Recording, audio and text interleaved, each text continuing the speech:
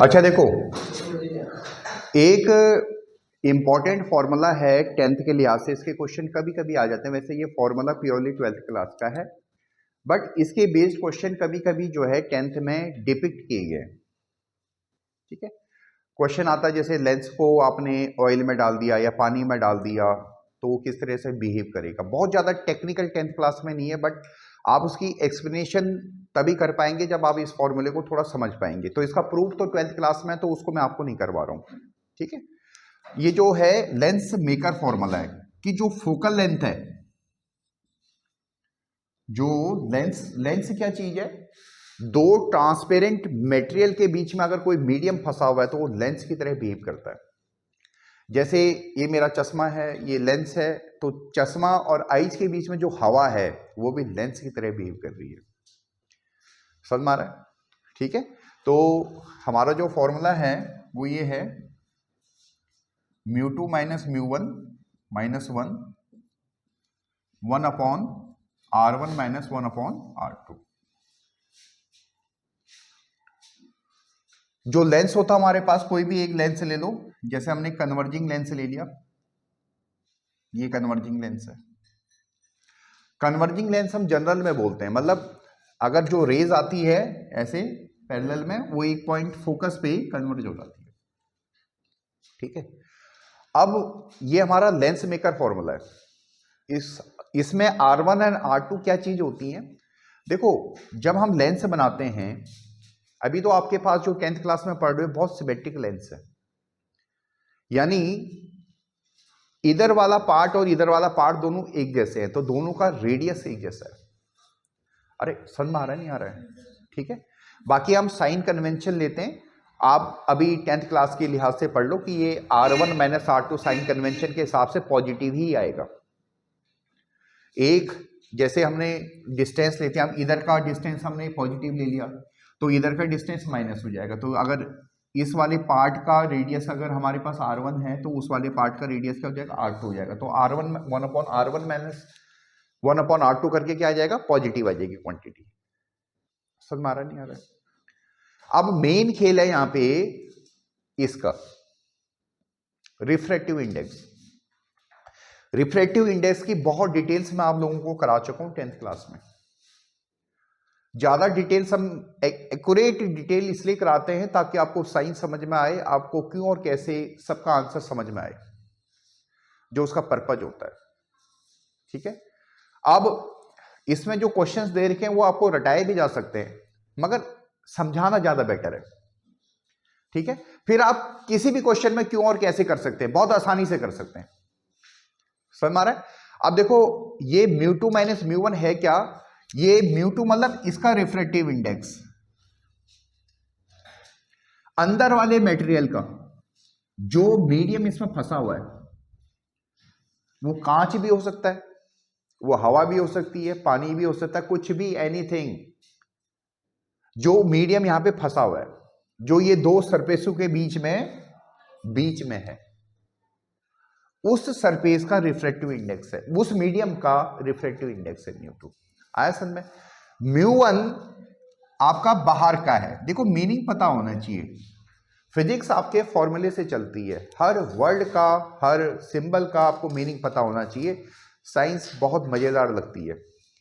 अगर फॉर्मूले को समझना आ गया, आपको हर वर्ड का मीनिंग समझ में आ गया, तो विश्वास करो कुछ नहीं है, साइंस आपकी हेल्थ बना देगी।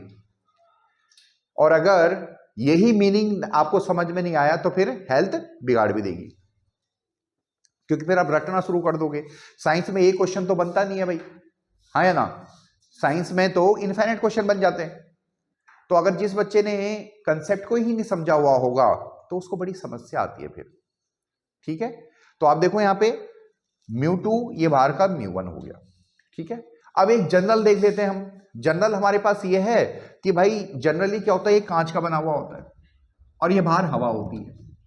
तो जनरली ये होता है कि जो μ2 इज ग्रेटर देन μ1, जनरली ऐसा होता है। ठीक है, यानी हम ऐसे भी बोल सकते हैं, अगर हम इसको μ1 से डिवाइड कर दें तो μ2 अपॉन μ1 इज ग्रेटर देन 1। बोलो हाँ या ना? ऐसा होगा। अब क्योंकि ये क्वांटिटी आपके पास पॉजिटिव है, अभी बताया आपको। अब ये क्वांटिटी आपके पास पॉजिटिव भी हो सकती है, निगेटिव भी हो सकती है, डिपेंडिंग ऑन μ2 अपॉन μ1 कैसा है, ग्रेटर देन 1 है या स्मॉलर देन 1 है। अरे समझ में आ रहा है 10th क्लास? Yes sir. ये इस चीज पे डिपेंड करता है, समझ में आया? जैसे प्रेजेंट केस में μ2 अपॉन μ1 हमारे पास ग्रेटर देन 1 आ गया, तो दिस इंप्लाइज ये क्वांटिटी भी आपके पास क्या आ गई है, पॉजिटिव। अब जब सारा ही पॉजिटिव है, इसका मतलब 1 अपॉन एफ भी क्या है, पॉजिटिव। इसका मतलब फोकस क्या है, पॉजिटिव। और बाय डिफॉल्ट कन्वर्जिंग लेंस का फोकस क्या होता है, पॉजिटिव। इसका मतलब अगर कुछ ऐसा है जो सिनेरियो हमने दे रखा है, उस हिसाब से ये लेंस एक कन्वर्जिंग लेंस की तरह बिहेव करेगा, क्योंकि इसका फोकल लेंथ पॉजिटिव आ गया। अरे गॉट माय पॉइंट? आ गया समझ में? ठीक है, वेरी गुड। अब एक दूसरा कंसेप्ट, अब इसी का सीन चेंज कर देते हैं, और वो सीन ये कर देते हैं कि बाहर हम कुछ और ज्यादा ऑप्टिकली डेंसर मीडियम ले लेते हैं, यानी जिसका रिफ्रैक्टिव इंडेक्स ज्यादा है। समझ में आ रहा है? जिसका रिफ्रैक्टिव इंडेक्स ज्यादा है। आ रहा है क्लियर? जैसे मान लीजिए एग्जांपल के तौर पे अगर मैं अंदर 1.5 वाला ले लूं और बाहर 3 वाला ले लूं,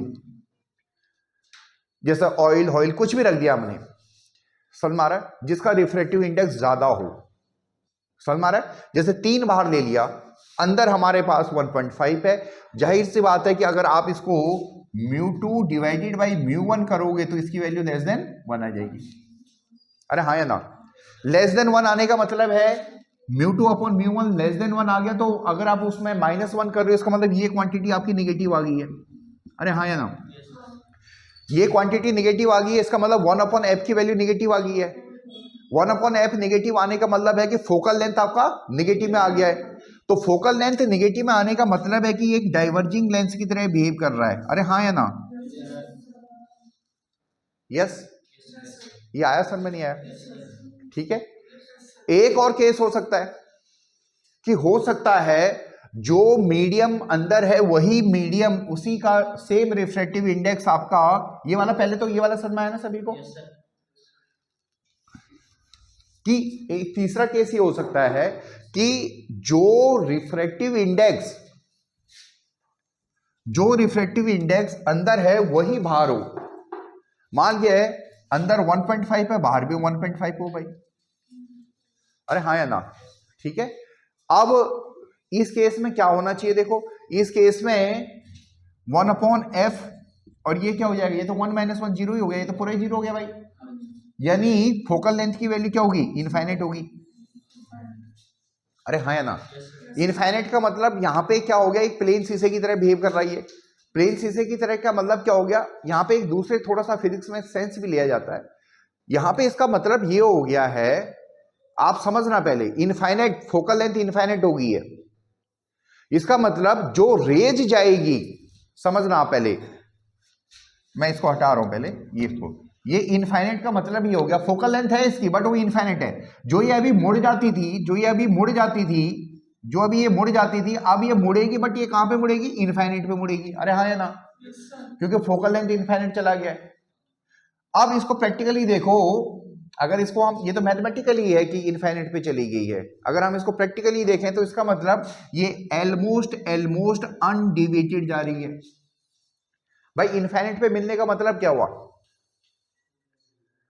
ये भी आप मैथमेटिक्स का पार्ट 11th क्लास में करोगे स्टार्ट में, जिसके बारे में आपको 10th में भी काफी आइडिया दे चुका हूं कि भाई इनफाइनाइट पे मिलने का मतलब होगा कि बिल्कुल सीधी जा रही है। समझ में आ रहा है नहीं आ रहा है? ठीक है, बिल्कुल सीधी जा रही है मतलब अनडेविएटेड है। हाँ या ना? मेरे ख्याल से क्लियर आ गया होगा 10th के लिहाज से कि लेंस मेकर फॉर्मूले का यूज आप यहाँ पे कैसे कर सकते हो। I think clear.